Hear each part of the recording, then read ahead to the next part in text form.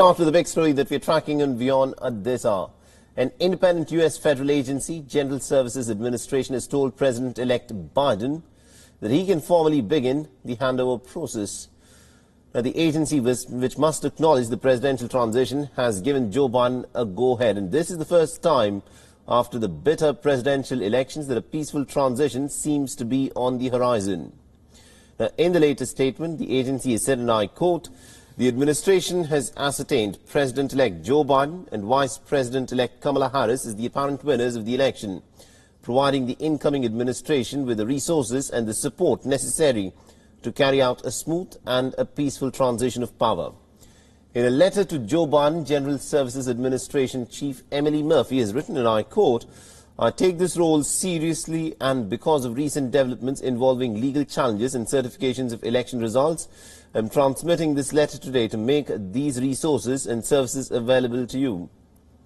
Weeks after trying to counter the election results with multiple lawsuits, the outgoing President Donald Trump has also accepted the decision that's been taken by the GSA. Now, Trump has said, and I am quoting here, "I am recommending that Emily and her team do what needs to be done with regards to the initial protocols, and have told my team to do the same." Now, Trump's statement indicates that he might actually make way for the new administration in the coming days and also could formally concede. The Presidential Transition Act of 1963 provides for no firm deadline for the GSA to act. However, the agency has historically acknowledged the winner once the election has been called. Meanwhile, the state of Michigan has now formally announced Joe Biden as the winner of the state. Michigan 16 Electoral College votes go officially to Joe Biden, and this comes as another major setback for Donald Trump, who, along with his army of legal experts, have been trying to overturn the election results.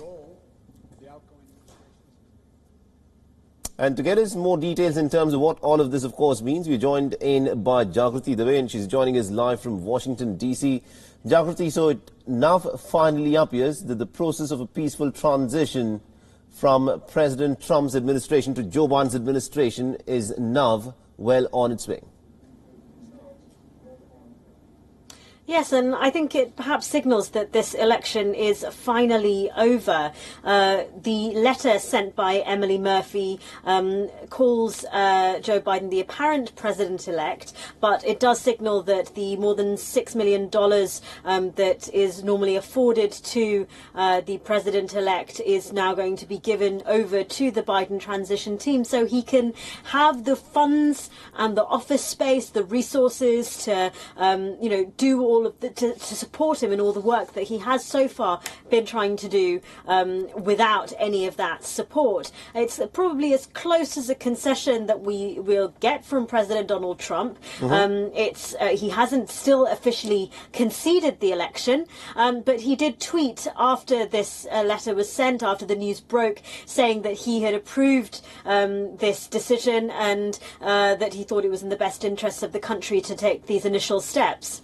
Absolutely, indeed. Now, at this point of time, are we to now look at the possibility that Donald Trump would also perhaps not go ahead with all of the legal challenges that he was talking about? And this may now officially sort of get a closure, where Donald Trump's team is closer to accepting the fact that they are now being defeated in an election that's fair and square.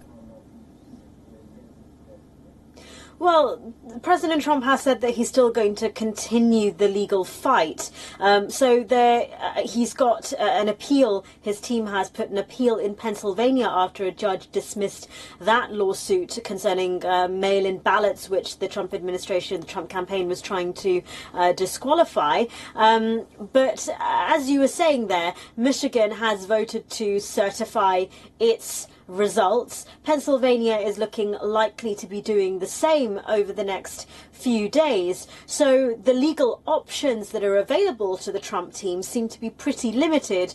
But this is despite President Trump, as I say, having not really officially conceded in the traditional way and vowing to continue the legal fight. Absolutely, indeed. Do continue to stay on with this, because there is more that we need to talk about, and this, of course, is to do with United States President-elect Joe Biden, who's now announced his cabinet picks.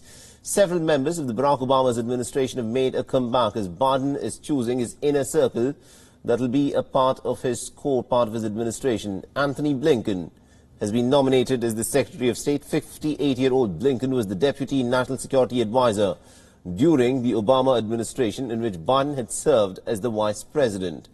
Now, Avril Haines has also been nominated as the first female Director of National Intelligence. She had served as the former Deputy Director of the CIA. Jake Sullivan has been named as the White House National Security Advisor. He served as Biden's Security Advisor during Obama's administration.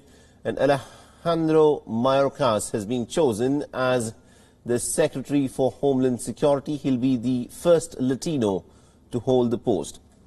Veteran diplomat Linda Thomas Greenfield has been nominated as the U.S. Ambassador to the United Nations. She had served as the Assistant Secretary of State for African Affairs under President Barack Obama.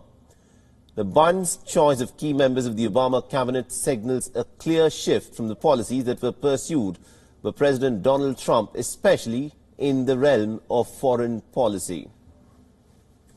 Now, Jagrati, if I can bring you back on this, we are looking at a lot of names that will be a key part of the Biden administration are effectively the same names that were a part of the Obama administration. So this is quite clearly Obama 3.0 that we're looking at. Well, what it is clear is that Joe Biden is signalling that this is a return to a different kind of government from that which has been in power for the last 4 years. We're looking at people who have been in the Obama administration who have significant experience in the arena of multilateralism. You're looking at someone like Anthony Blinken, who is renowned for his adherence to multilateralism, the Secretary of State nominee. He is very different from the current incumbent of that position, Mike Pompeo, and his adherence, his very conservative adherence to an America First agenda that has been characteristic of the Trump administration. And whilst, the challenges that are presenting the United States are very different, many of them are very different to those during the Obama era. There's been a shift in the language, say, coming from Joe Biden, where he too is talking about, looking at America's interests, talking about bringing manufacturing, for example, back into the United States, removing dependence of the US on China, for example. What you are seeing, however, is an America that is preparing to return to the international stage and perhaps trying to retake the roles that it had globally with its allies that it did during the Obama administration. All right, that of course will be something pretty interesting to see. Thank you very much indeed, Jagrati, for joining us and getting us all those insights.